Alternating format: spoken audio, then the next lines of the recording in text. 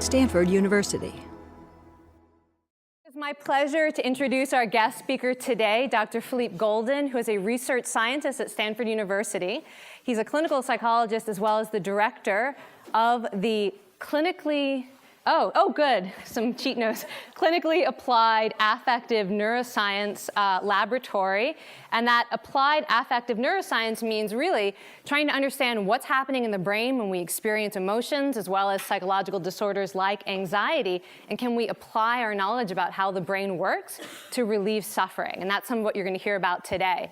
And Philippe is also the clinical director of research for the Center for Compassion and Altruism. And some of you have actually participated in a study with the Center for Compassion and Altruism, and Dr. Golden is one of the many people who was helping to send you those emails and those instruments that you were answering on a daily basis. Before he became a clinical psychologist and a researcher, Dr. Golden spent 6 years in India and Nepal in monasteries studying Buddhist philosophy and contemplative practices and languages, and was a translator for several Tibetan lamas. And so we're going to hear a little bit more today about that integration between Western psychology and neuroscience and these contemplative traditions and philosophies. So it's my great pleasure to welcome Dr. Golden.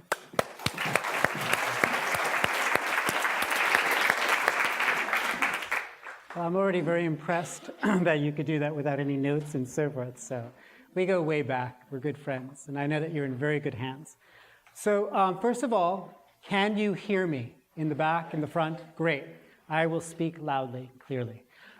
So what I'm going to do today in our short time together, and first of all, I'm very happy to be here. I think it's really a lot of fun. Obviously, I'm going to talk about some of our research in our lab on meditation, specific kinds of meditation, anxiety disorders, attention, brain. But with your consent, I will also do this interactively. And specifically what I mean by that is I'm going to guide you through a few short contemplations that are related to some of the clinical and brain data that we will look at and explore together. So here we go. Let's do it. So the motivation here, and it's very important to start with motivation, is that obviously on the left, we can all recognize this. Moments when we feel angst, stressed, pressure, insecure, self-doubt, and this is just a part of the human experience. So the question is, how do we transform from the image on the left to the image on the right, where we feel a sense of creativity, lightness of being, innovative, connected with others? And that's pretty much the punchline of this whole thing, this whole program and quest, is how do we reduce these different flavors of suffering, confusion, pain, angst, and arrive at a place where we're more dynamic and awake and balanced. So much of the work in our group is really, you could call translational clinical neuroscience. I'm trained as a clinical psychologist, psychotherapist, also trained as a neuroscientist. And I must say, the moment that I became happy in academia, because graduate school, as many of you can attest, is a time with a lot of anxiety, depression, self-doubt, etc., is when I brought things that I absolutely love: brain, physics, brain imaging, clinical treatment, meditation, psychotherapy, cognitive behavioral therapy. So the idea here is essentially, can we begin to explore the brain mechanisms that support who we are, how we think, feel, pay attention, regulate our emotions, etc. Here, in the context of anxiety disorders, which are incredibly prevalent, both clinical diagnosed and also subclinical. And here, looking at the methods of one technique, which is meditation as a method for training the mind. And there are many forms of meditation. We'll get to that later.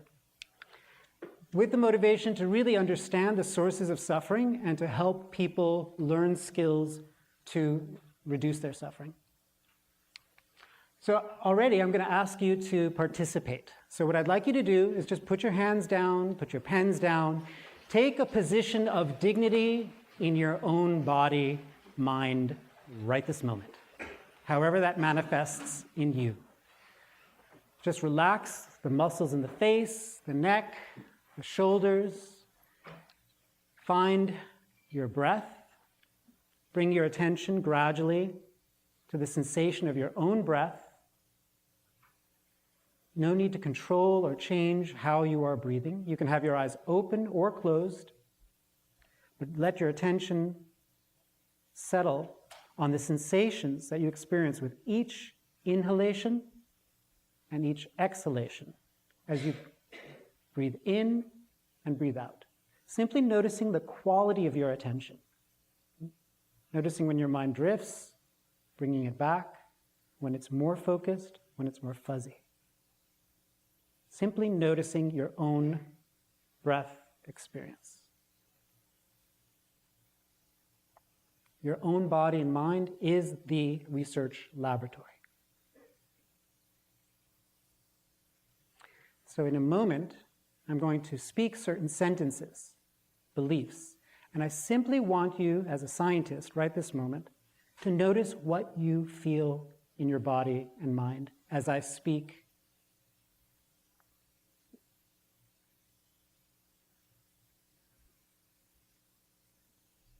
I'm not okay the way I am. If other people really knew me, they would not like me. I am flawed. I'm unlovable. Will this ever change? Simply notice any subtle or gross reactivity in your sensation, your body, your thoughts, your breath.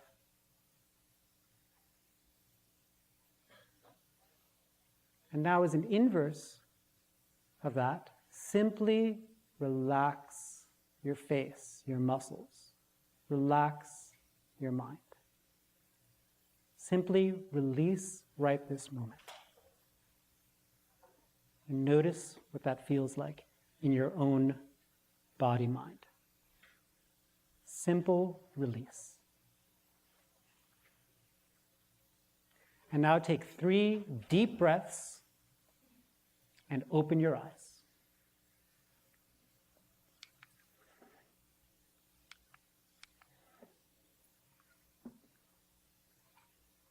Okay.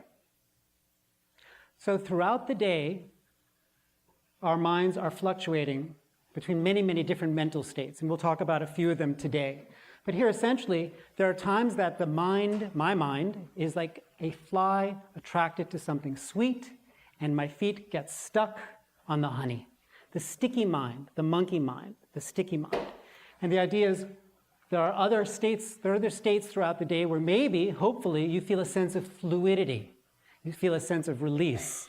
There are some people who feel and who experience that cascading of negative, self-judgmental, self-critical thoughts, the inner critic, all the time. Imagine waking up tomorrow morning and having, I am not okay the way I am. There's something totally wrong with me. I will never be loved. I'm not worthy of love. There are some people who experience that all day long. That totally sucks. It does. But the other thing we have to recognize, and this is going to be a theme for tonight, is that there are other mental states. And we do, all of us, have had moments of lightness of being, clarity, feeling loved, connected. And the question is, and I would say that that's the whole program of psychology, how do we get from there to here? Well, we'll do a little bit of practice today. Another practice, okay? In the spirit of the science. So again, you can have your eyes open or you can close your eyes, and I'm going to guide you through another quality of the mind. And simply, as a scientist, right now, in your seat, notice your own research laboratory, your own body-mind. So again, bring the mind and the attention to just rest on the experience of your own breath as you breathe in and as you breathe out. No right or wrong, simply noticing the sensations inside the nostrils as you breathe in and breathe out.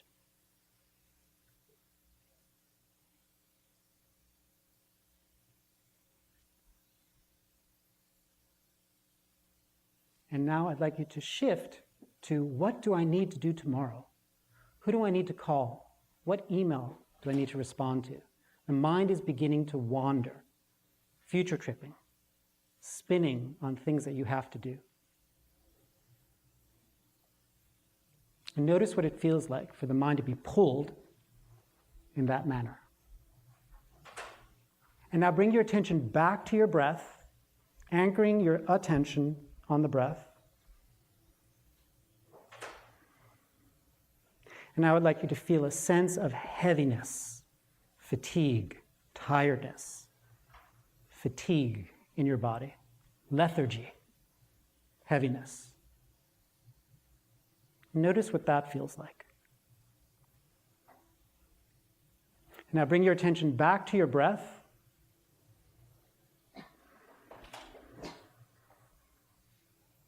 And now take a deep, deep, deep breath and open your eyes.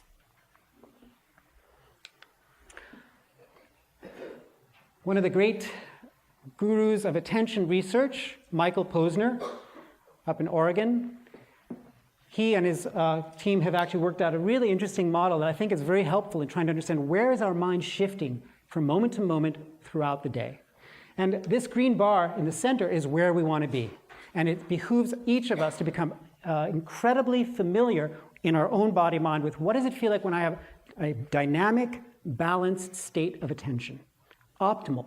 To pay attention to someone who I'm talking to, pay attention to cars, pay attention to lights, sounds, etc.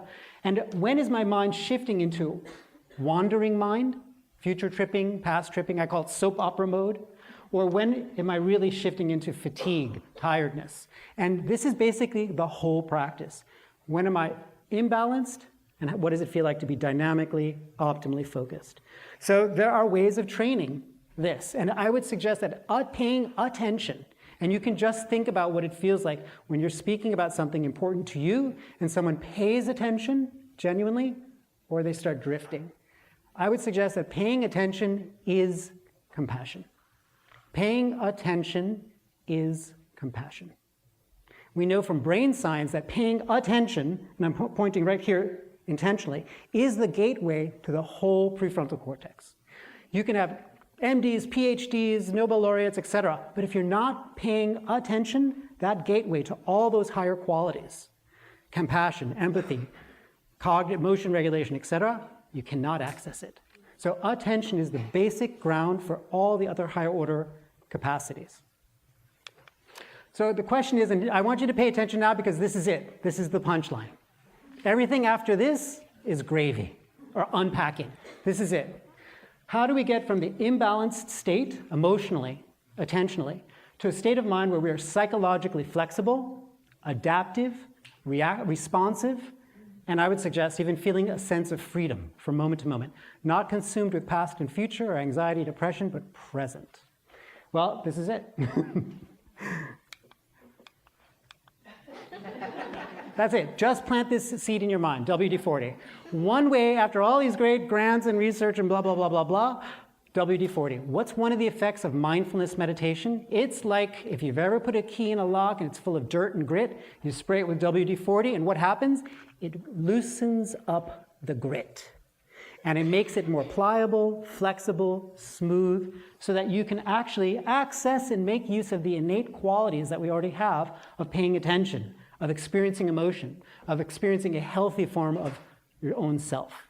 So that's the punchline, WD-40. Can you infuse your own mental state with WD-40? Yes, you can. Yes, we can. So here's a quick model of the brain. And we'll come back to this again and again. In the context of a stimulus, external or internal, real or imagined, we human animals have been sculpted through evolution to be able to shift our attention and emotional state within milliseconds, often even before we are consciously aware, through brain regions, a set of brain regions that work together to say, this is important to me. Philippe, pay attention. This is emotionally salient. This I really have to focus on. Boom, milliseconds. When this happens, we all know that we can shift from one emotional state to joy, bliss, attraction, happiness, or fear, anxiety, insecurity in even less than a second. This sends a bottom-up signal to say, hey, other brain regions, other brain circuits, psychological functions, please come and help. And that's what this is. A whole set of cognitive, attention, regulation sets of brain regions or circuitry that allow us to flexibly adapt to ongoing emotional experience. And this system is feeding up and then top-down feeding back down to regulate different aspects of emotion. Shift the emotion, make it shorter, increase the intensity, lower the intensity, etc.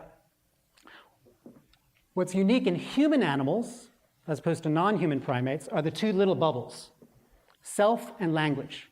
Obviously, we have inner speech, inner talk, the way that we talk to ourselves, the way that we mentally represent ourselves, the way that we relate to ourselves powerfully influences the contour and the flavors of the emotions we experience, and even our self-efficacy, our belief in our ability to work with our emotions skillfully. When this system is working well, I would suggest that we have the confidence to experience all kinds of emotions, and we're not afraid of feeling them. When this system is not functioning well, when it's dysfunctional, exaggerated emotional reactivity, deficient top-down regulation, this is the basis for anxiety disorders, eating disorders, depression, schizophrenia, suicidality, everything. So this is really super important, and this is actually becoming a very powerful construct in the next DSM, the Diagnostic Statistical Manual of the labels for all the psychological or psychiatric problems. The ability to experience emotions and to work with them skillfully. And this is a skill that can be learned. More work by Michael Posner and Jin Fan. They have done fantastic work in laying out some of the aspects or components of attention. Attention refers to many different aspects of attention. Here, they've actually identified different brain regions that are related to the ability to pay attention, alerting or vigilance. I'm going to place my attention here on my breath, for example. Reorienting. Oh, I hear this guy's voice on the stage, and he says to shift my attention to a thought, an image. Reorienting of attention. Super important skill. And then executive control. Well, when I get home tonight, and if I see my wife awake and she wants my attention, this is goal-directed executive control of my attention. I know that my life will be better if I pay attention to my wife. So I will. So it's top-down regulation of attention. These are just 3 sub-components of attention, but we'll get back to this in a moment. So, 10 years ago, no respectable neuroscientist would be up here talking about meditation practices. You probably would be booed off the stage. Now, what is it, 2011? It's all the rage. It's all the rage. Why? Because it's another interesting method for training the mind. Any method that trains the mind or that trains the body, that's interesting as a scientist. Wonderful person, Antoine Lutz, fantastic researcher, University of Wisconsin-Madison. He, in one of the most conservative scientific journals, got this picture planted on the front cover. That's evidence that the editors have shifted their perspective and are a little bit more open. That's really cool. 10 years ago, 15 years ago, this would not have been allowed. So here he did a fantastic paper looking at 2 different forms of attention training. First one is exemplified by Michael Jordan. Look at his face. Talk about top-down attention regulation, goal-oriented, focused attention. Single-pointed focus on getting that ball inside the hoop. This is an example of incredible training. In fact, Michael Jordan meditated. In fact, his coach was a meditator, a Zen meditator. In fact, I gave a talk last year, and I talked about this stuff, and somebody came up afterwards. He was like, I was the meditation coach for the Chicago Bulls. Why? Because you can train your mind. If you're doing sports, or if you're just a wife or a husband or a parent, you have to pay attention for quality of life. Another form, we can talk about that later. Another form of meditation training or training of attention is open monitoring. There's not a single object, but in fact, you're noticing or monitoring the ebb and flow of your own experience from moment to moment in order to recognize patterns in your own mind of the stream of thoughts, emotions, images, sensations. So we're going to do this right now. So put everything down, plant your feet on the ground. You can have your eyes closed or you can have your eyes open, but just your eye gaze down. And I'm going to guide you through these 2 different practices. And again, in the spirit of curiosity, investigation, examination, this is the most important research lab, your own experience. And it's free. You don't have to write a grant. You got it right here with you all the time. I'm serious. This is the most important thing. So, again, bringing your attention, grounding it in the sensation of your own breath. No right or wrong, simply noticing the sensation of your own breath as you breathe in and as you breathe out. Letting the mind's attention rest on the breath.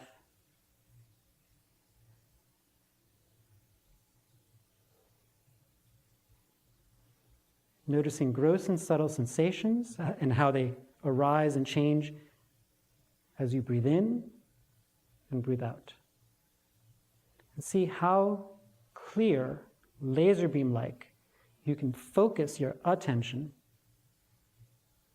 on the different sensations that are arising and falling with each breath, moving in and moving out. And as distractions occur, sound, sensations, etc., note it, and then gently bring your attention back to your breath.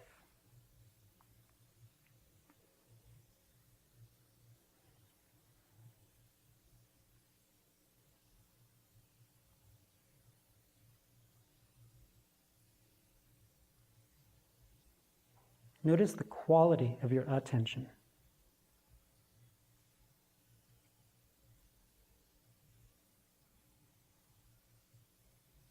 And now I'd like you to figuratively open the field of view. And I'd like you to simply notice from moment to moment whatever is crossing your awareness. Any thought, image, memory, sensation, without pushing away or grasping at. Nothing to push away, nothing to hold on to. Simply noticing how a thought gives way to an image, to a sensation, to a memory, to another thought. Simply noticing the stream of contents moving through your mind.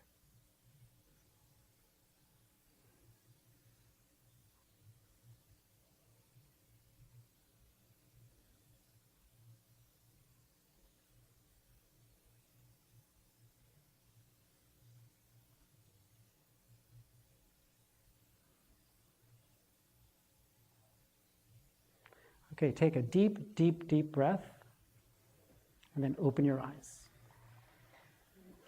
By show of hands, how many people felt more distracted when you were trying to do single pointed focus on the breath?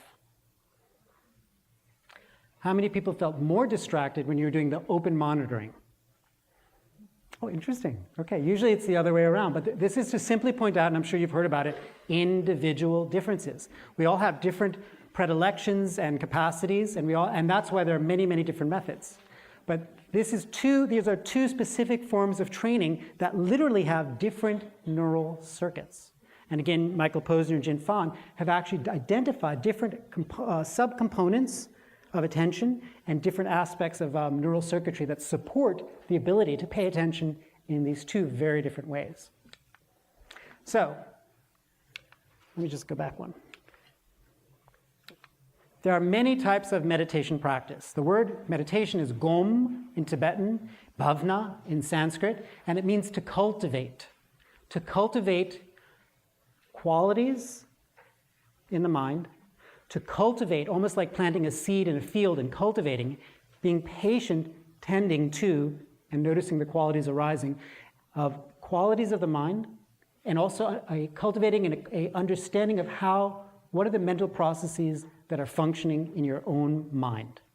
And I would suggest that one of the things that's fascinating about brain imaging, and there are many, many techniques, is that it allows us to go under the hood of the car, to go under the skull, and to actually let the brain speak for itself. In some cases, very few, people are really aware of the mental processes that are driving their decision-making, their thinking, their actions, their behaviors. Usually you have to do a lot of training before you have that kind of mental acuity to see what's really driving our behavior. Simply put, there is a developmental trajectory of meditation training. usually done with a teacher, because teachers, hopefully, are more clear than my own mind. So they can point out when you are in a cul-de-sac, tangent, stuck, and bring you back. But simply put, there are many different kinds of practices to develop concentration. The mind has to be concentrated, settled, focused, so it's receptive to be able to develop many other kinds of qualities. So there are many ways to do this. You can do it through solving math problems, playing chess, doing sports, focused attention, images, visualization, sounds, mantras, open monitoring. There's many different ways to do this. When the mind is concentrated and settled and focused, that becomes a basis for the next level of practice, which is actually using our incredible human-animal capacities to think, to be analytic, to take perspectives, to take the perspective of another person, to actually step out of yourself, to analyze, to use language, reasoning. There's a whole set of practices, including death meditation, I mean, there are many, loving kindness, etc., that are arrived at through reasoning, thinking, analysis. Thank goodness our brain can support that. It's really great. Exemplified by what I did for 2 years, analytic debate in the Tibetan tradition. So much fun. It's so stodgy in Western academia. You write a paper, or you're at a meeting, you raise a question, blah, blah, blah. There, 2, 3, 4 hours, you are like debating and thinking and jumping and moving. That's the way to do it. And that actually replicates, what was it, the Peripatetic school, where thinkers in ancient Greece were just walking around and thinking and debating. That's really fun. We don't do that so much here. But when you do that whole part, analytic reasoning, etc., that's not the end of the training. That's in the service of the real medicine, which is developing first a conceptual understanding of how we get stuck. A distorted view of the nature of the self and everything. And emptiness, or shunyata in Sanskrit, refers to a whole stage of practices that go from conceptual to non-conceptual. Some people might be familiar with non-dual, dissolving the mistaken view of the nature of the self. And I will show you some brain imaging data in a moment. We'll do some practices kind of related to this. But everything is in the service of that. Everything else is cute, nice, preparatory, but if you don't get to this, you don't have the medicine. So there really is a developmental trajectory. And so 33, 4, 5 years ago, this really nice gentleman here, John Kabat-Zinn, PhD, molecular biologist, University of Wisconsin, University of Massachusetts Medical Center. He went to India, meditator, came back. Tons of people with chronic pain, physical chronic pain and emotional pain. And he developed a program called mindfulness-based stress reduction. Now it is all the rage.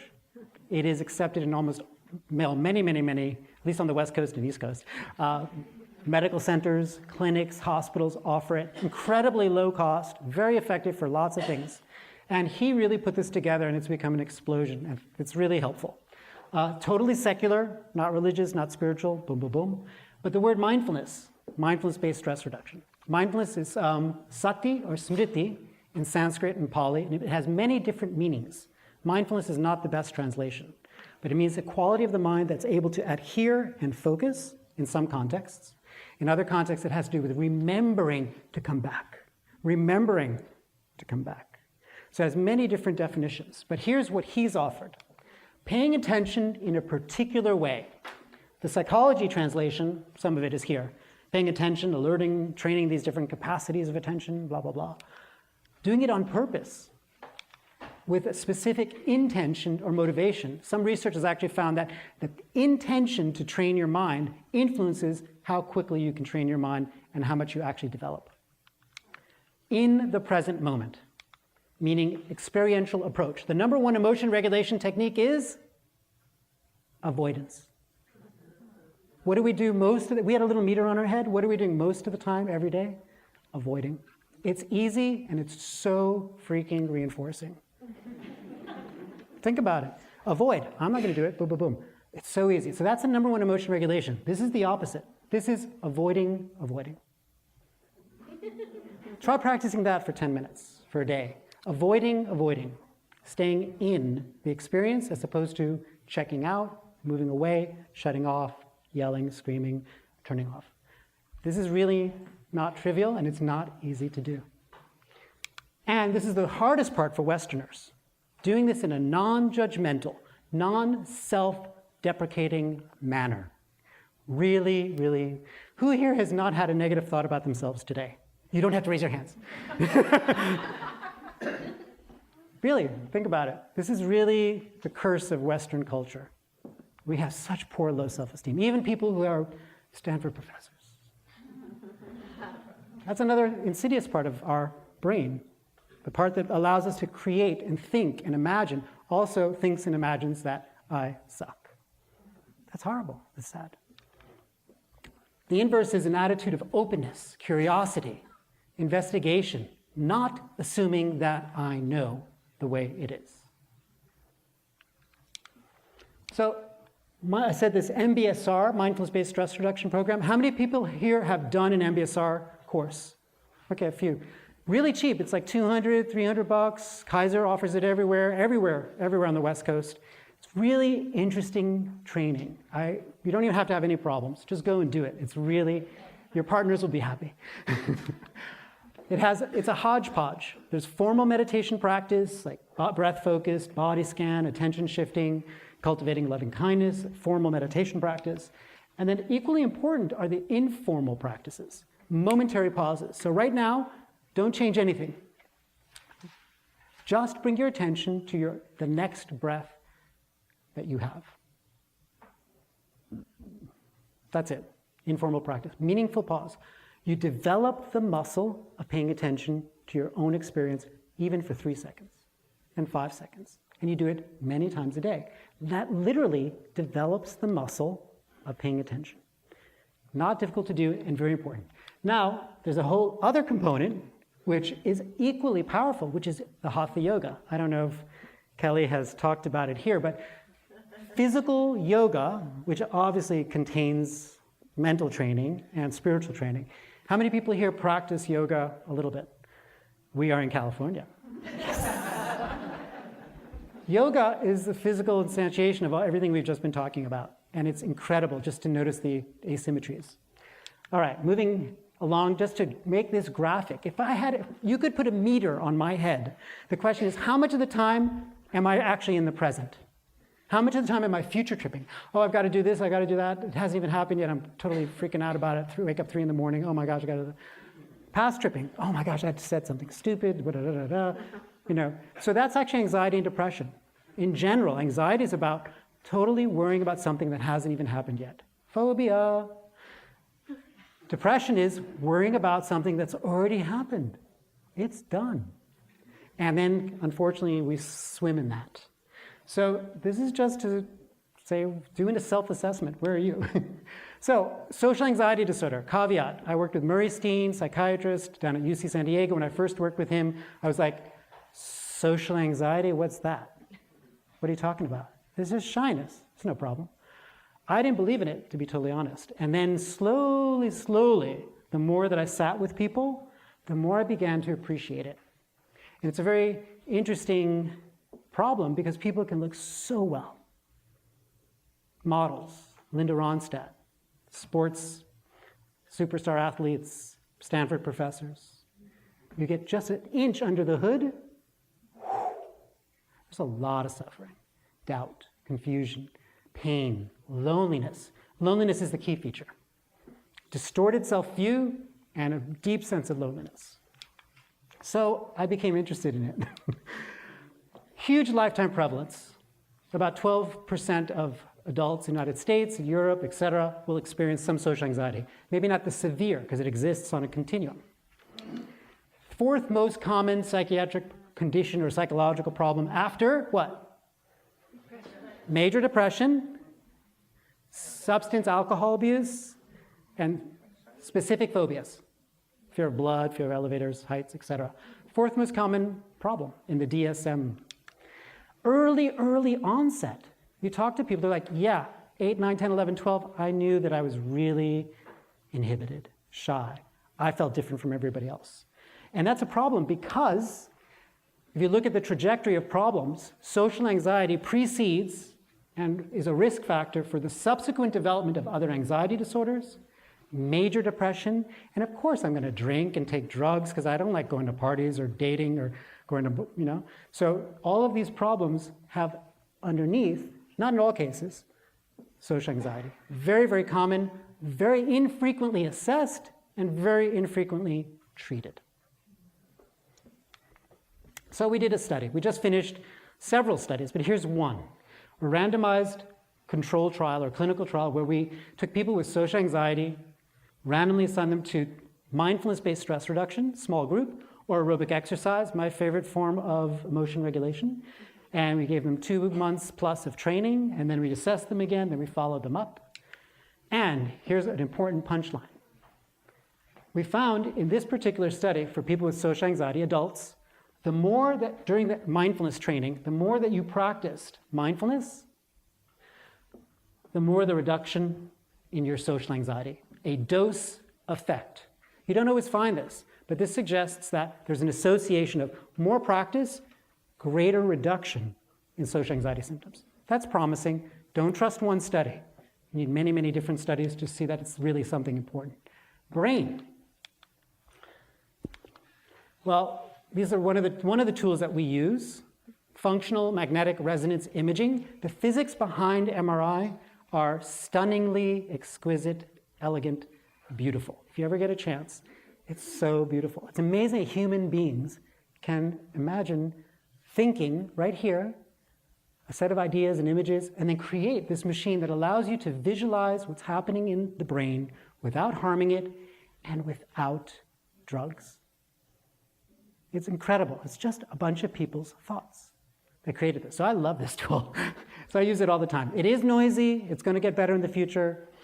We give them lots of nice headphones, etc. But here's a one-slide primer of how you do functional brain imaging data analysis. You start by putting somebody inside the scanner, and you present them with their own negative self-beliefs. For example, people think I'm socially incompetent, awkward, weird. Well, that immediately sets some neurons firing that then trigger whole circuits to start language processing. Is this related to me? Thinking, memory, past, autobiographical memory, etc. So it actually sets off neurons that fire, consume glucose and oxygen.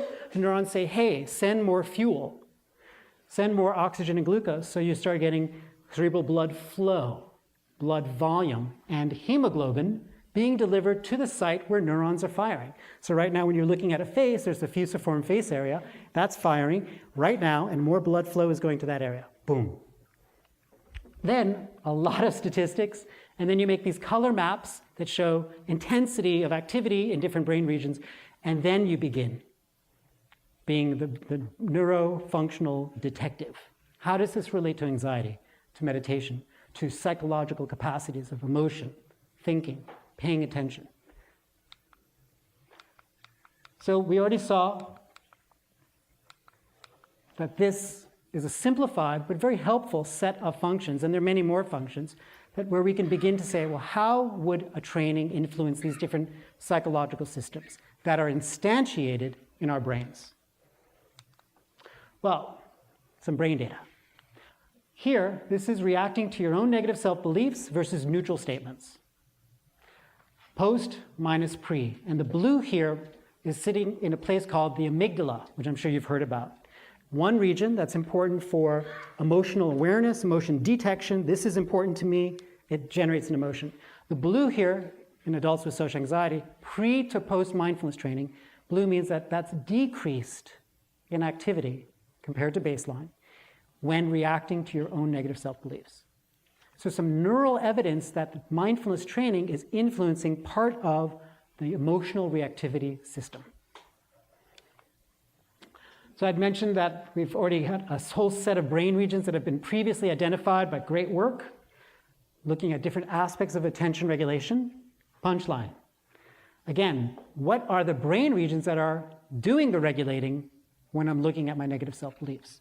Well, there's a set of brain regions here that are more actively recruited after mindfulness training in these adults with social anxiety, suggest that load on to that attention regulation.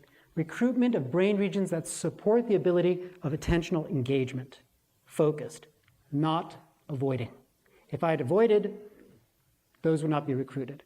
So the evidence, again, from different brain systems of attentional, the ability to sustain your attention, even for something that's not pleasant. More importantly, the regions in red, the more that those were recruited after mindfulness training, greater reduction in anxiety. A brain clinical symptom relationship. Now the story gets exciting. Brain imaging is really nice, cute, etc., but unless it's related to other human behaviors, how do we interpret it? Oh, there we go. Okay, we're getting there. Another quick practice. So again, if you could just put everything down. Second to last practice, contemplation, reflection. So again, you can have your eyes open or you can have your eyes closed. Use the ever-present experience of your own breath as the anchor to focus your attention.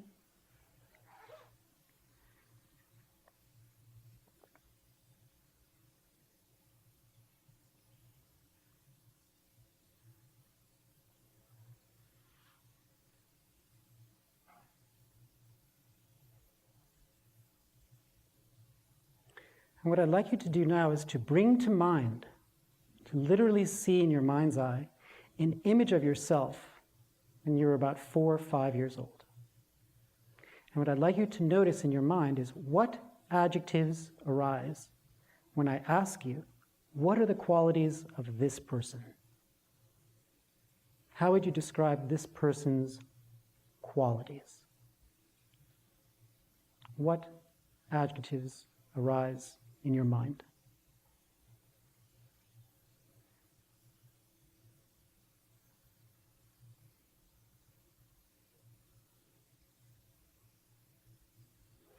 Now fast forward to about age 15, 16, high school, that version of you.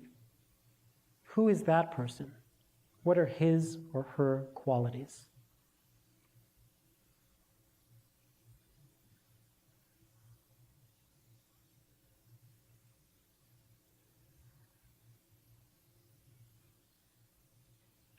And now moving to the present, the person seated right here, right now. Who is this person? What qualities does this person have in the present?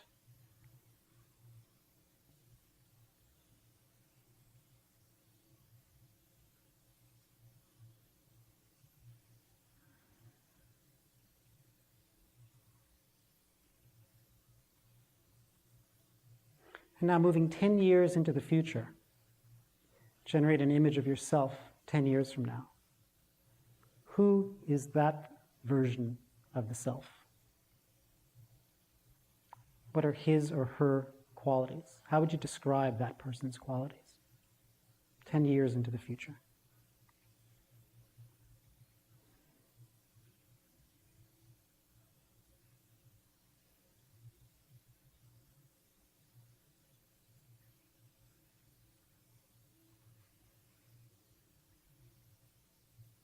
Okay, now take a deep breath and open your eyes. How many people had a more positive view of the self when you're about 5?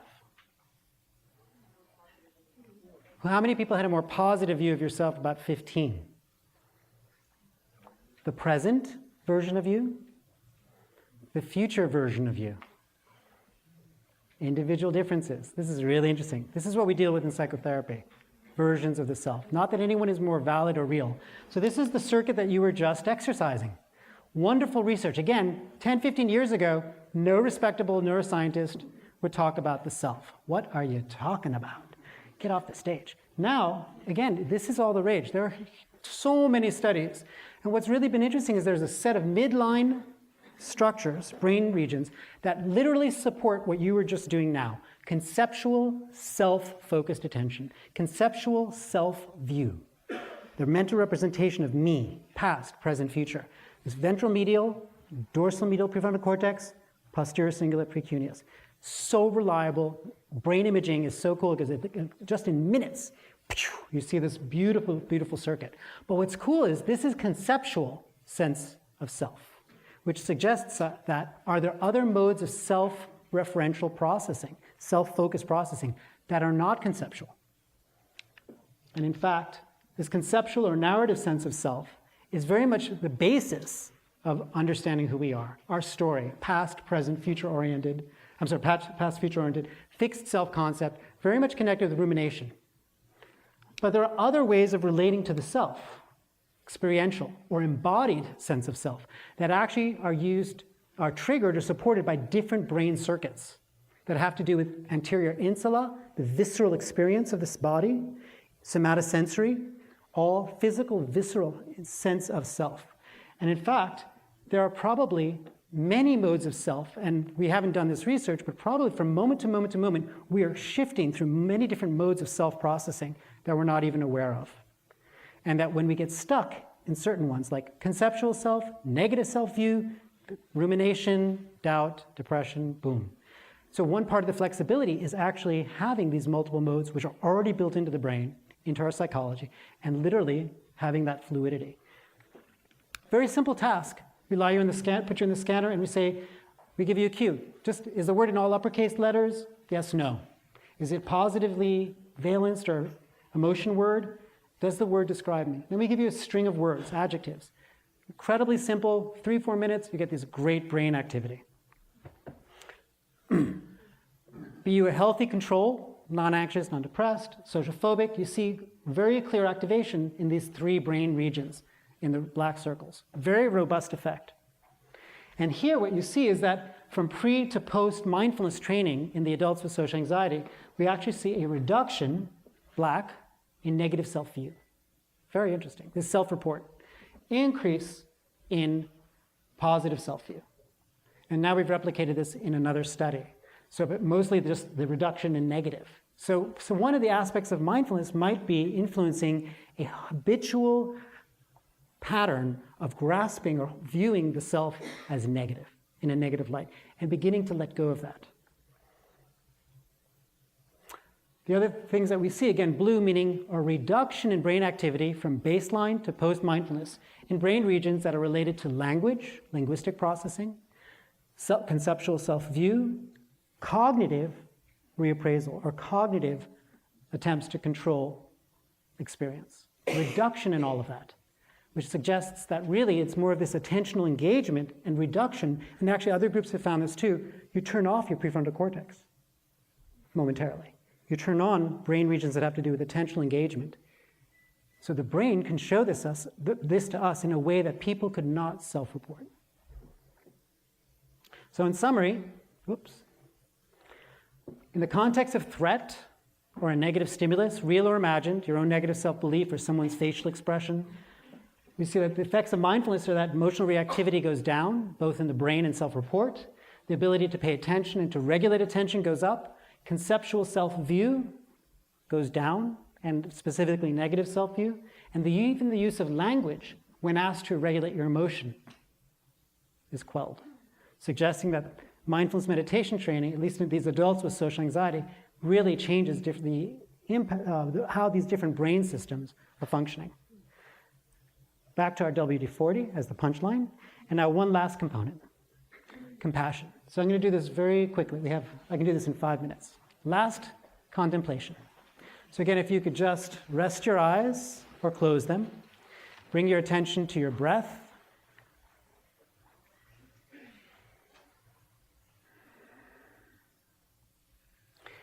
Now I'd like you to take your right hand and put it over your chest, specifically on top of your heart. And see if you can feel the sensation and the rhythm of your own heart beating.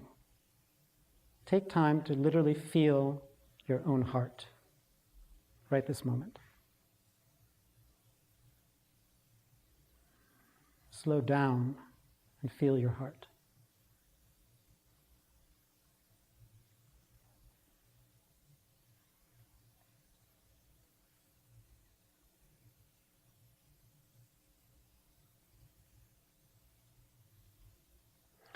Now, I'd like you to imagine seated in front of you is a person who you totally love, respect, trust. And I'd like you to imagine reaching out with your left hand and placing your hand on that person's chest, over that person's heart. And imagine literally feeling in the palm of your hand the sensation of the other person's heart. Making contact with another person.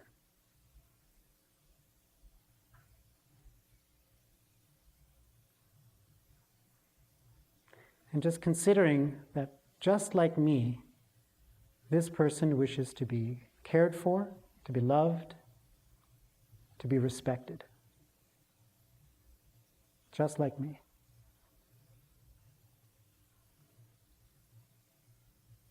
This person seated in front of me, who I care for, will definitely have moments of self-doubt, insecurity, confusion.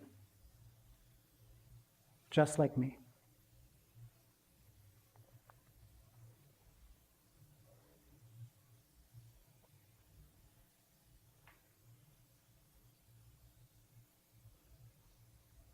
May this person seated in front of me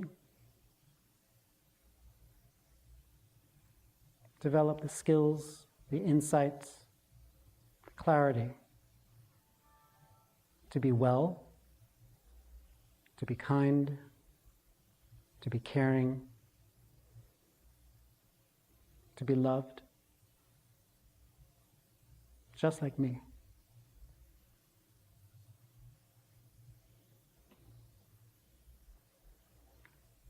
Take 2 deep breaths, and then open your eyes. Look at this picture. Look at the 4 faces depicted. Do some research. What do you think is happening in these different people's faces, body, touch, curiosity, sympathy, empathy, joining, resonating? Same theme. 15 years ago, only probably 2, 3, 4 people would ever do empirical, hardcore research on empathy or compassion. Right now, across the planet Earth, this is the rage. I'm serious. The top neuroscientists are studying this. You'll see why in a moment.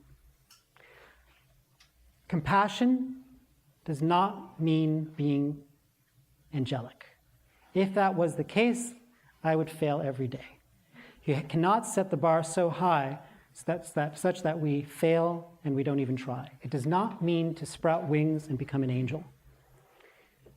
On the other side, our beautiful, beautiful brains and our evolution and our psychology also contains the dark side. We all have this capacity. This human being here was probably at some point a very decent child, loved, appreciated, cherished, just how I love my 2 daughters. Given the right context, a study was done behind this wall, Phil Zimbardo, you can make somebody act horribly. Given the right context, supported by our own tax money, you can create monsters. So sad, but very human. So this is super important. This is not a game, and it's not cute, and it's not just science. It has incredibly deep ramifications. But to express compassion, connectivity, can happen anywhere, in the middle of the battlefield. Pablo Casals said, "I feel the capacity to care is the thing which gives life its deepest significance." To care can be simply reaching the hand out when somebody's about to fall, smiling at someone, giving someone your cell phone, answering a question, paying attention, listening when I don't feel like listening because I'm so tired and I really don't want to listen to my wife, but I know that this would be compassion. Paying attention, using that attention regulation network. That's action. That's compassion right in the moment. It's not difficult to do, and it doesn't cost a penny. We are born innately with the capacity to recognize facial expressions in others in the first month, to respond, to mimic That brain circuitry that allows us to have that has mirror neurons, to see another person, make a representation of that person, a sense-felt representation of the other, not just me, the other, and then to take action, and it even translates into facial expressions. That's hardwired in us. And it's a capacity that can be developed, trained, and enhanced and refined.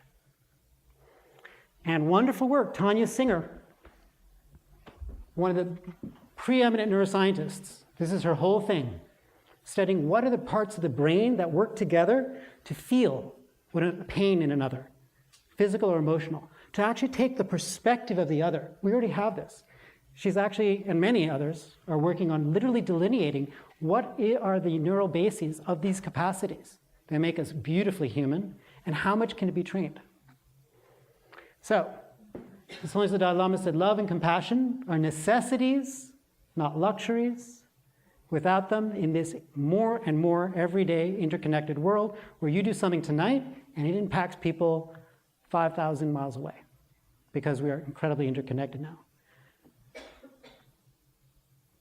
Humanity cannot survive. Lots of people, many more people, help do all of this work. Lots of mentors who have helped me stay in graduate school and get a PhD when I felt like leaving. Helped me, rein me in to actually get work done, teach me how to be a clinician, how to be a neuroscientist. Lots of money from many institutes that fund all this expensive research. And lastly, we are doing current studies, and I will give you everybody a flyer later before you leave. If you, and everybody does know someone who has social phobia or social anxiety, or even chronic back pain, we're very fortunate. We just got money for 2 5-year studies, 2 separate studies for 5 years, to look at the effects of mindfulness meditation versus cognitive behavioral therapy for people who are suffering from social anxiety and also from chronic back pain. Probably the 2 most prevalent problems. So we'll give you a flyer later, but please, if everybody knows somebody who has social anxiety, no drugs, no medication, just behavioral therapy, mindfulness meditation. This is my contact info. It also will be on the flyer. And if you're interested, I have several talks on YouTube. That's one of the great things. Google has been really great in supporting me and gives several Google Tech Talks, and they upload them. So I think I have like 3, 4 different talks right on. You can be in your pajamas in bed, and if you want, and watch a talk. So thank you for your attention. The first thing I want to say, which is not so much a question as just commentary, thinking back, you had mentioned 10 years ago, no respectable psychologist or neuroscientist would study meditation or compassion. And well, so it reminds me of being here as a graduate student, 12 years ago, and practicing and teaching this stuff in a different part of my life, and coming into the scientific laboratory, talking about different emotion regulation strategies with James Gross, who you met a couple weeks ago, and in lab meetings trying to raise this new concept of mindfulness, and there's this other way to deal with negative emotions that doesn't involve trying to distract yourself or suppress it or think differently, but just feel it. And in lab meetings, people being like, "What are you talking about, you crazy person?" That's that Buddhist stuff. And then you came along to the laboratory in 2000 and... Started 2002. 2002. The lab, James Gross' lab, 2003, February. Yeah, so you arrived, and it was like this sea change. It was almost kind of a miracle, showing up as the meditation researcher. And that actually had a really transformative effect on the laboratory and in the department. So if you didn't know him, Philippe really is the person who brought this meditation research to our department, and now it's one of the most interesting topics of research for graduate students specifically come here to get to work in this department because we have such an innovative research agenda on meditation and mindfulness. And I just wanted to acknowledge that you had described that difference, but you're a big reason that difference has taken place. Little reason. Little reason meeting a lot of openness. The other thing I wanted to point out is that you are our first speaker who actually acknowledged your collaborators at the end of your talk and your funding sources. And it reminded me of a meditation practice that I've learned from the Tibetan tradition of keeping a mental list of your benefactors and remembering them every day and going through that list. And so that just made me think, how many other ways has your training in these contemplative traditions and Buddhist philosophy influenced you as a scientist? I mean, actually, when you're saying that, I was thinking about my mom, because I realized I should put a picture of my mom up there too, and my dad. But well, that's a practice too, to think of everyone as your mother. Yeah. Yes, but because my mom was the one who actually said, Philippe, she was a psychotherapist, she took off at age 50, went off to India and Nepal by herself, came back, and then she said, Philippe, you have to go. I'm like, what? And she said, you have to go to Asia, and I ended up doing my junior and my senior year abroad through the University of Wisconsin-Madison in Nepal, living with Nepalese families, Tibetan families, learning about Islam, Buddhism, Hinduism, learning Nepali, Sanskrit, Tibetan, going to monasteries and blah, blah, blah. So that's actually super important. But I must say, and I try to emphasize this to other people, in terms of science and bringing that intense curiosity and rigor and being able to wake up in the morning, because most people are not happy or content. But when I was able to bring my love of studying Eastern thought, meditation, brain, clinical, and finding a way to combine it, that's really when I became much more happy. And so, if you can bring passion and openness to what you do every day as a scientist, which is really a great honor, right? Many times, giving thanks, I think, I could be on the toll booth 8 hours. I have actually sometimes summers flipped hamburgers all summer, which I love cooking too, but it's really so amazing to have the gift to think and challenge and grow, and especially here at Stanford, but anywhere, to work with people who are way smarter, who push my boundaries. Literally, last week, this Helena Kramer, who is a superstar guru biostatistician who I bow to in the psychiatry department, and she just challenged me to go way beyond my thinking and stats. And at first, I was scared. I literally was sitting there going, "I'm not going to understand it. I'm not going to understand it." And then I was like, "Philippe, just chill out, relax." No, it was actually self-doubt that I'm smart enough. That's social anxiety, but I'm not smart enough. And I was thinking, no, just relax. It's okay to be initially apprehensive, and then, yeah, it is. And then you go, and then relax your mind and just stay with it. So I stayed up till 1 a.m, rereading 1.5 pages again and again and again with equations and things, and finally getting it. And thinking, because values. I value her, and I value thinking, and I value discovering, and I value going beyond what I think I can do, to just relax and to dive in. And that can be applied to anything. In science, we hopefully do that a lot and get out of our comfort zone so we can expand our thinking and our practice, hopefully. So that brings to mind another question. There's this joke in the world of psychology that you can tell everything you need to know about a psychologist based on what they study. Or you find out what's wrong with their mother. It's one of those two. Yeah, they say that. And then, in my experience, I've also found that people tend to come to contemplative practices like meditation because they're suffering. So you strike me as someone who does not have social anxiety. No. And I'm actually really curious what brought you both to the contemplative practices to end suffering and to clinical psychology, which is all about ending suffering. You mentioned your mom telling you to go, which I suppose is one way into the field. But is there another reason that you chose to focus on suffering? Yeah, that's a rich question. In terms of the contemplative practices, when I was in Nepal, I went to a Tibetan Buddhist monastery, and they had a 1-month-long retreat for Westerners taught by Tibetans and Westerners who became monks. And I was fascinated very much with two things that really, really compelled me. One was the death meditation, of which there are many flavors and varieties, and somebody asked about that. And that's a really not morbid. In fact, it's just the opposite. And it comes in many flavors, and we're not going to do it here. But it's really, I found that, wow, how interesting that a culture that actually practices this to open the mind, to make it more open instead of constricted, to make it more receptive instead of fearful. The other thing was, when I looked at all the paintings and also the people that I saw who were deep practitioners, but also the depictions, androgyny. was like, wow, I'd never been exposed to a culture where they showed male and female qualities integrated into one. And when I was 20-ish, or 20 or 21, when I first went off to India and Nepal, and when I saw these images, I was like, that's so fascinating and foreign to me. And it intrigued me about what are these qualities. That's the contemplative part, and then it just continued to grow and grow and grow. But the scientific part, I don't know. In one way, I don't really see myself as an academic. I'm kind of a weirdo, an academe, but I'm incredibly curious, and I love, I can give you an example that helps understand clinical, my interest in being a therapist, but also in science. When I really came to the understanding that when I sit with a person in therapy, that person is in a whole array of experience and data points and life forces. And when I open up an Excel or SPSS spreadsheet that shows a matrix of data, it's just like this, in the sense that if I can see the underlying patterns inside this complex matrix, I can actually help this person as a therapist, or I can understand what the data is saying. So, and so that's actually been really an interesting insight. Yeah.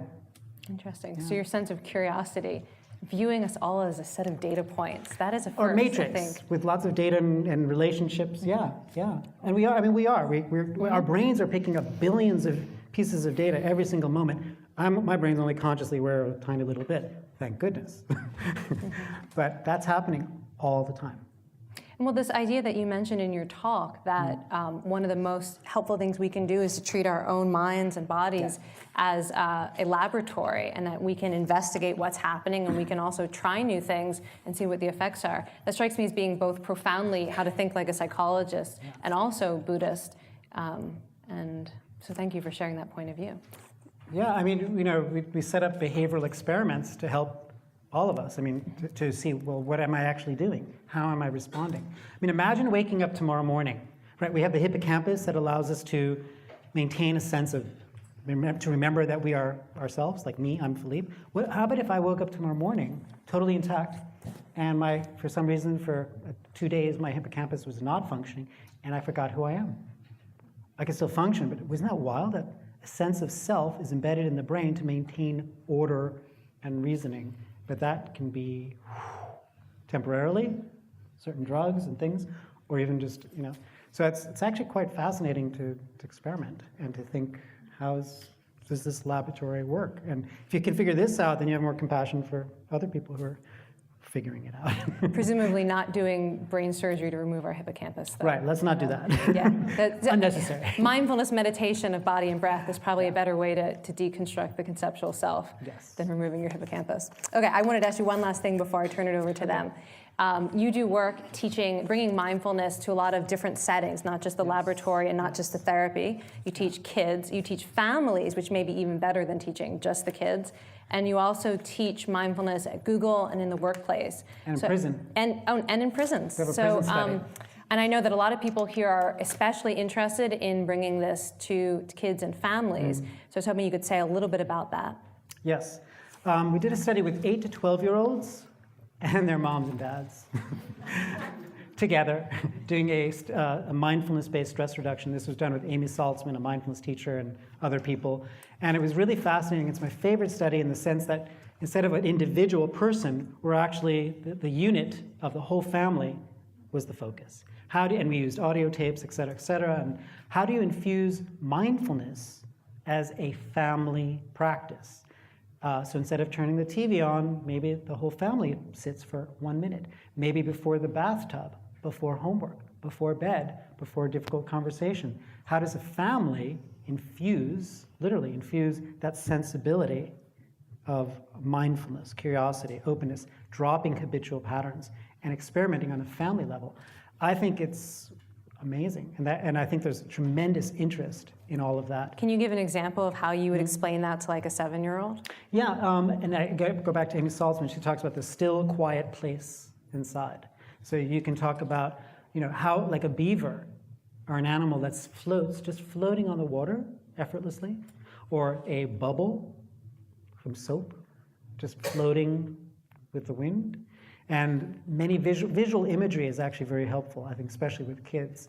and short and sweet. And like even at those schools in Oakland that are bringing, and actually all over the country, trying to bring mindfulness quality and practices to school. So I met a teacher on a vacation, and she said, yeah, we were trained to just use the bell to get all of our 2-year-old, our second graders just to sit for a minute.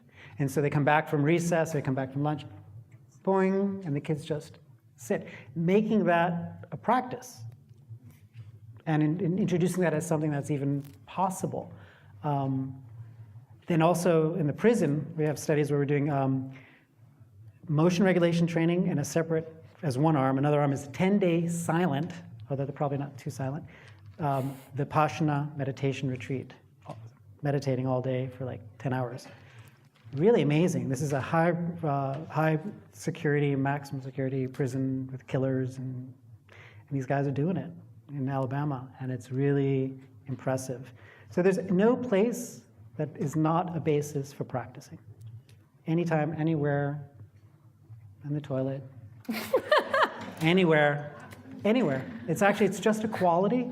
If you know what that quality is, you can bring it any moment. And that's actually really neat. You can train the mind. Yeah. Okay, so I'm going to let you call on folks from around the room as they have questions. Okay. Oh boy. Okay. The Sunday New York Times, in the art section, had a very lengthy article about Sir Colin Davis, the conductor. It was fascinating because it showed his many different lives through all of them, where when he finally was appointed to London, he seemed to finally settle down. He was ready. They were ready for him to run. My question is, he lost his wife in a long-term relationship, over 50 years, a year ago. And it's clear from the article that he's failed. He cannot cope with this, even though he keeps accepting conducting assignments at least 2 years out, even though he keeps saying, well, I won't be around. But he takes them and he's still conducting, and he's a great conductor. What are you doing, or what are others doing, to deal with his current situation, which obviously he's a man who's very active, mentally, music, etc. But also, he just cannot deal with the fact that she is not there. Now, I know this is a very common thing. Give us some answers. Oh boy. Even before you give answers, you have the challenge of repeating that question briefly for the sound. It's a simple. Just very simply put, long-term relation, or even short-term, and you lose it. Either because in reality, it could be a partner dies, or even a partner just disappears, and the sense of grieving, and then how do you cope? And some people cannot cope. I mean, one of the thoughts crossed my mind is that, probably as a man, and this is a stereotype for another, older generation, just to keep active and doing, that's where the identity has been embedded.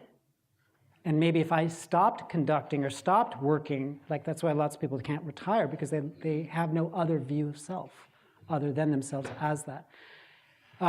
Sometimes the feelings can be so painful, and maybe this person has not gone to psychotherapy, and maybe psychotherapy wouldn't even help. Maybe this is the best that person can do, is to keep working. That's not an optimistic approach for someone like myself who's in the same category, except I don't conduct. What do you love? Pardon? What do you love? What do I love? Doing. Who? What? Well, that's up to you. It could be a who, or it could be a what, or it could be an activity. Oh, what? Music, yes, of course. Why would I read that whole article? why do I go to 35 to 40 performances a year? Yeah, why can I? And I've found this fascinating in terms of the brain. Driving, and then suddenly a Bruce Springsteen song comes on, and within 3 seconds I'm crying. And I don't even know really why, but it's like music, sound, fundamental, even more fundamental than language and everything else. Being in mommy's womb, we hear sound. And music touches So deep. So I would like, if you love music, love it even deeper. Go for it. And you have to find what, there's no answer. There's no answer. And all these studies, you don't have any? I'll just put it this way. Listen, just being totally honest, there's some people who have partners and are suffering more than people who don't have partners.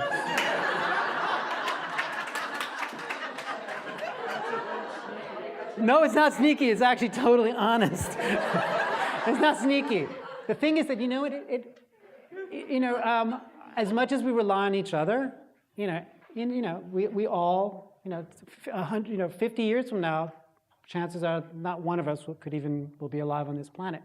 And the reality is that, before that we pass away now, we have the opportunity, since we're healthy, intelligent, capable, blessed, explore the things that bring you love and right now, because why not? And there's no answer to your question. Yeah, but the sharing of that music is extremely important. Yeah. Partner and I Yeah. enjoy it very much. Yeah. So I think, Connectedness. speak for myself particularly, but I think I would find it incredibly much harder to do that, what you're just suggesting. It may not be easy. There is no answer.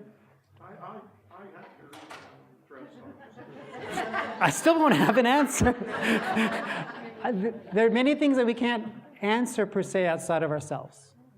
Probably the majority of things we're not going to get from somebody else. I'll shut up too. How long do you need to meditate and how often? Yes. Great question. How long do you need to meditate? How often before you see the benefits? Individual differences. Some people are ready. The right, and you can begin to make tremendous progress. Other people can meditate forever and they're just looping. Some people try to meditate on their own without the help of a teacher and they get stuck. Sometimes you find the right teacher or right method and so there's no set answer to that too. Sorry, I wish it was easier. It's not. Several times we've talked about finding a good teacher. Yeah. How would you go about that? Ooh.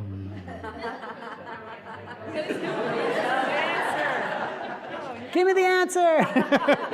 Well, first of all, I could say that here on the East Coast and the West Coast, boy, are we blessed. We have many, and I'm not just talking about like a spiritual or Buddhist teacher. It could even be like your mentor of, it could even be somebody who's just, you're a mentor who teaches you how to play chess or something. It's not, you don't necessarily know what guise or appearance it comes in.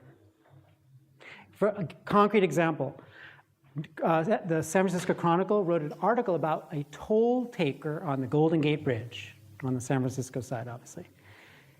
So many people were moved with some sense of quality in 15 seconds, interacting with this guy, that they reported again and again and again, and finally someone wrote an article about it.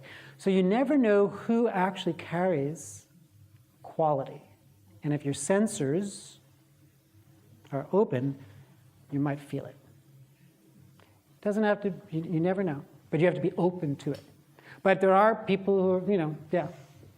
So, anywho, in the back. And then I'll come this way. I'm just curious, in your research on cognitive behavioral therapy Yeah. versus mindfulness, what is your hypothesis?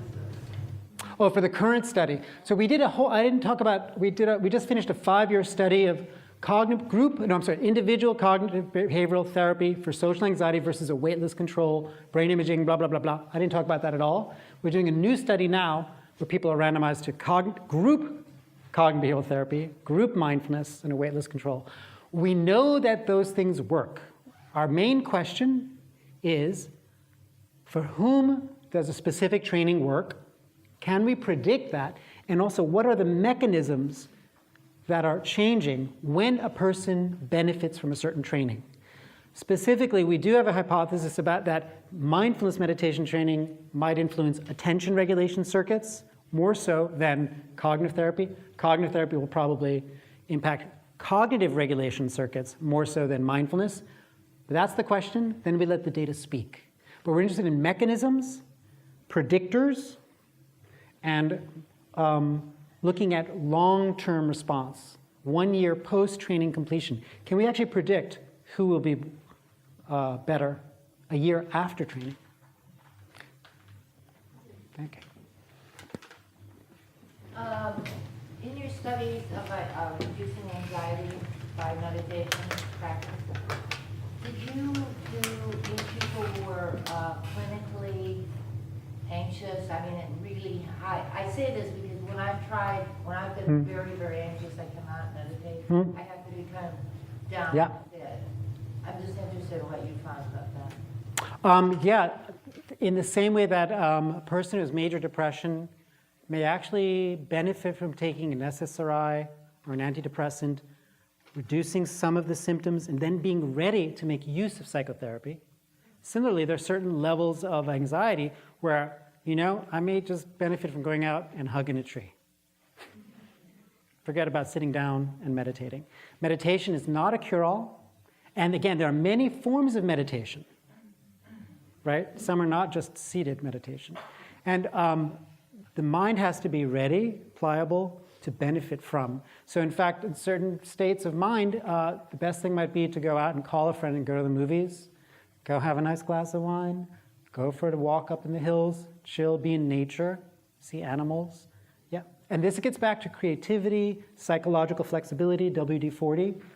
Loosen up the habitual concrete patterns that we build up and accrue and accrete over time, because that's the inverse of psychological flexibility. Did you ever work with schizophrenic? Yeah, I've done CBT, cognitive therapy, group CBT, and individual CBT with the people with schizophrenia. And being with somebody with schizophrenia is fascinating and humbling, because we're just, a millimeter away from that mental state. I was a psychiatric Yeah. 25 years ago. There was always a question of, well, is it safe to do meditation with somebody who's schizophrenic? Are they going to go off into the... Yeah, it's probably not indicated. In the same way that most forms of meditation are not indicated for a person who is has current major depression. There's definitely evidence for mindfulness-based cognitive therapy, mindfulness-based stress reduction as a relapse prevention for people who already have been cured, have been relieved from major depression, and it helps prevent relapse. But meditation is not a treatment for major depression. Anxiety is much more pliable with meditation practice. But even meditation practice, clinically, we have good medications, and we have cognitive behavioral therapy, we have acceptance commitment therapy, we have lots of different treatments that probably you would do first. Yeah. Yeah. Now this term mindfulness sounds so general. Yeah. We often are told, be mindful, be Yeah. considerate. And in the 70s, there were a number of psychology books about optimistic thinking, about auto-suggestive thinking. Yeah. Is that the same? No, definitely not. But I totally agree. There's actually a movement the word mindfulness is so kind of generalized now, and it's kind of non-specific, and does it refer to auto-suggestion or to optimistic thinking? And so many people have now said we should stop using the word mindfulness and go back to the original Sanskrit, in the same way that we use the word karma or other terms where we can actually define it more specifically. And again, from the texts, the same exact word, sati or smriti, Sanskrit, Pali, have very different meanings depending on the context in which they're used, and the word mindfulness does not capture those. So mindfulness has become super popular, but in general, I think it's just pointing to present moment awareness, a certain quality of attention, and the way that I experience it is simply like I can actually wash the dishes and my mind is racing about other things, and then I can wash the dishes and I can just feel the plate, the water, the present. There are very simple shifts that I experience, not often enough. And that's one aspect of it. But the word mindfulness no longer really means anything. In the same way that attention doesn't really mean anything, because there's actually many, many different more specific subcomponents of attention that mean something, and the word attention is just a rubric. Yeah. That's not a great answer, but that begins to help. Could you recommend a beginner's book on practicing mindfulness? Yeah, actually, any of the books are by Pema Chodron or Thich Nhat Hanh. Pema Chodron is a beautiful educator, teacher, grandma who became a Tibetan Buddhist nun, and she brings that simple, like kindergarten sensibility of teaching kids into her writing, and she's beautifully simple and clear. Pema Chodron, P-E-M-A, Chodron, C-H, let's see how she spells it, C-H-O-D-R-O-N. Chodron. Thich Nhat Hanh is another Vietnamese Zen Buddhist monk. His writings he's got, I don't know, probably 30 books. He's very simple and clear. And that would be, yeah. And then I would suggest taking an MBSR class where you just, for 2 months, once a week, you actually practice a whole bunch of these different exercises or contemplations. Mindful eating, mindful walking, mindful listening, mindful speaking, mindful sitting, mindful burping, etc. Okay. Throughout your years of research, do you see the downside of meditation? Oh, they're definitely throughout the years of research, have I seen a downside of meditation? Well, not even in research. When I was living in the monastery, I lived in the Dalai Lama's monastery for 3 years. Very, obviously a monastery, safe place. There are certain, as you develop, the practices become more challenging. And in the same way that, you would not make a hot soup in a pot made out of plastic, you need a mind that's very stable to take more intense liquids in. In the same way, if you are too fast and you try to do a practice that's more advanced than your mind can handle, you can freak out. So I've seen Tibetans, I've seen Indians, I've seen, even in the monastery where I lived, monks who were doing retreat who lost it. What in psychology we'd say, anxiety, not even anxiety, they lost it. They had a mental breakdown. Fortunately, they were in an environment where people immediately took action, protected them, took care of them. Here in the West, and thank you for asking this question, this is a major problem. We have many, many different centers, but people go learn a technique, and it might be one day, it might be a 3-day, it might be a 10-day, it might be a month-long retreat. It might be silence for 10 days. I've done several of those. It might be silence for 30 days. But when it's done, there's no support group. You go back to Brooklyn, to Palo Alto, to San Francisco, and you might be on your own, and you might not be able to integrate, and you might have a breakdown. That happens a lot, and it's a hot topic right now. And actually, I have a friend, Willoughby, Brown University, is doing research exactly on this, the iatrogenic, the negative effects of certain practices and meditation retreats in the United States as a function of not having the backup support, which is the community skillfully taking action to support you when you come up. I mean, and I've experienced this myself. 9 days not speaking, no eye contact, only breakfast, lunch, sleeping a few hours, feeling more and more clear after 9 days, and then after that having to speak. I mean, it's pretty disturbing to notice how much energy is consumed by speaking, listening, talking, looking, and it's actually a little depressing. But the challenge is the integration, right? That's the challenge. But not everyone's ready for that, and I think that's where wisdom comes in. And not everyone's ready. Some people don't make the right choice. You're not ready to do retreat. That takes a lot of maturity. So. Question: when I was reading your articles today, which I really enjoyed, rumination. Rumination. I have a family member who I think ruminates unhealthfully so. Do you have any suggestions on how to suggest something like MBSR or mindfulness or meditation, but not have a flare and a very defensive reaction from the person? Yes, okay, so to repeat the question, family member who ruminates a lot and probably has lots of negative self-critical thoughts and maybe thoughts about others, and how do you skillfully introduce to that person the suggestion? Maybe you want to learn a skill that might be helpful. Well, one of the things about mindfulness-based stress reduction is that most of us don't see that as psychotherapy. or as therapy, or even as group therapy, it's learning a stress reduction technique. So how we frame that might help a person who might be, I will never go see a doctor or medication or a therapist. Majority of people. Oh, but stress reduction? Yeah, that sounds good. Learn some skills? Well, that's cool. Maybe you go with them. You do it together virtually online on Skype. No, I'm not joking. Actually, there are online mindfulness courses now. Exactly for this reason, and also people who are maybe in like deep Alaska and they're not next to anything, but why shouldn't they have mindfulness skills or even cognitive behavioral therapy? Just because they live far away, they should still have access. So yeah, it's often tricky to bring somebody, how do you get somebody in the door? But again, it may not be the best thing, but mindfulness and cognitive behavioral therapy definitely have been shown to reduce intensity of rumination. Rumination is a risk factor for major depression.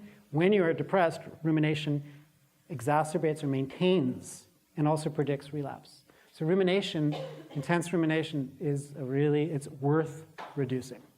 Yeah. Somebody.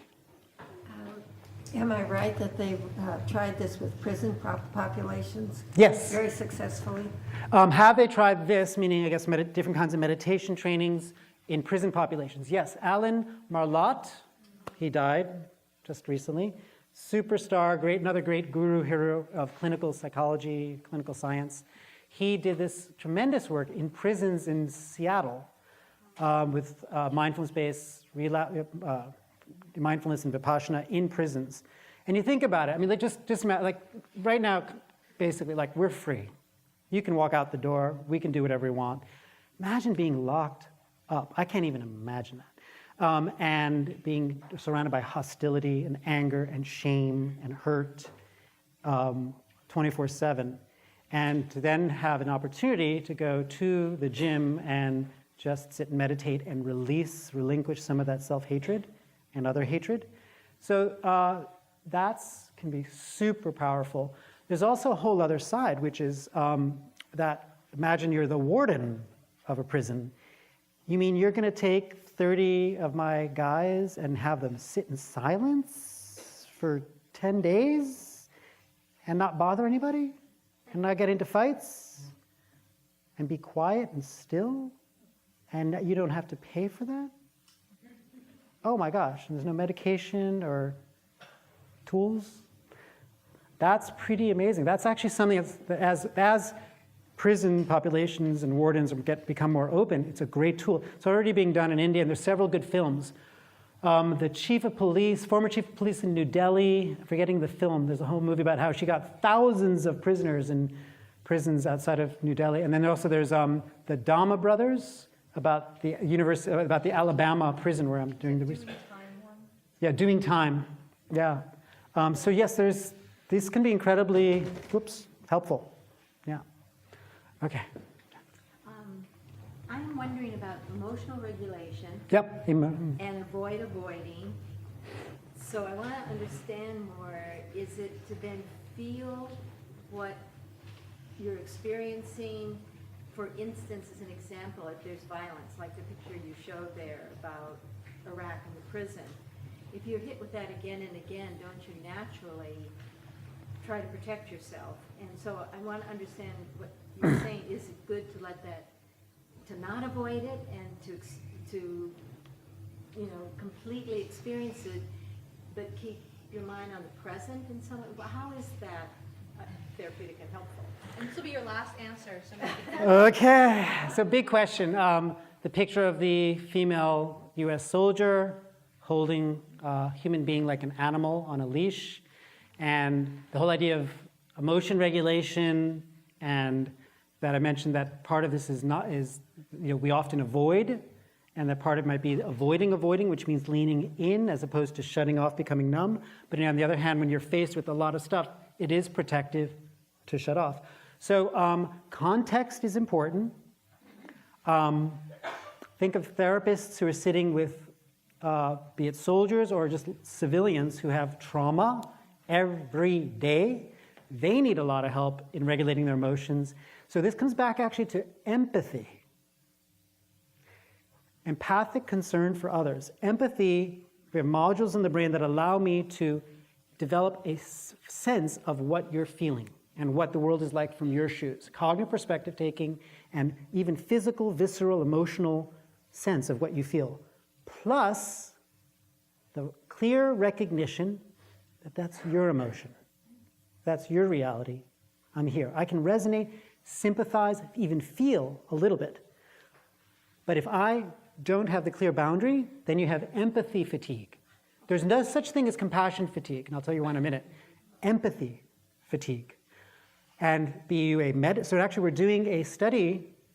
We just got the money from the Army, from the military, to do a study of medics and chaplains who are sent all over the places. And what do? They sit with people who've got their chest blown out, lost their buddy, boo, boo, boo, boo, boo, boo. And I've spent lots of time working in the VAs, so I can feel it. But so because it's empathy, the ability and the clarity. This is where actually it's empathy and the wisdom, clarity, insight. Even though I can feel it, it's yours. I'm a therapist. I can cry. I can feel what you're feeling. I can feel the couples who are separating, divorcing, or angry, or just fundamentally with each other. But that's not me. That's the part. That last part is where you lose it, and you lose your clarity. And then compassion is the wish that is the recognition that others are suffering in many different ways, and the wish or the intention that they come into contact with whatever they need to be well. Love is the wish that others, that others are well. Compassion is that others learn what to do to reduce and remove the root of their suffering. So there's compassion by definition. If you are in a state of compassion, it can be like an ongoing flow. Empathy, without the clarity that I can feel, but it's not me, that's yours. I have my own feelings. Without that clarity, I get sucked in and you lose it. And you burn out. It's a little subtle, but those are important distinctions. We have to stop here? Or? Yes. Okay, okay, good. For more, please visit us at stanford.edu.